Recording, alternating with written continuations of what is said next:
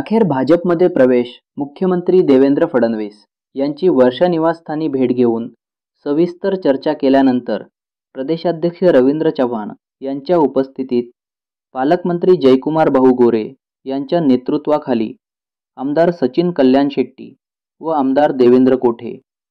शहराध्यक्षा रोहिणीताई तडवळकर, महिला अध्यक्षा रंजिताताई चाकोते यांच्या उपस्थितीत माजी उपमहापौर पद्माकर नाना काळे, माजी उपमहापौर दिलीप भाऊ कोल्हे, माजी सभागृह नेता सुरेश अण्णा पाटील, बिज्जू अण्णा प्रधाने, माजी नगरसेवक गुरुशांत दुत्तरगावकर,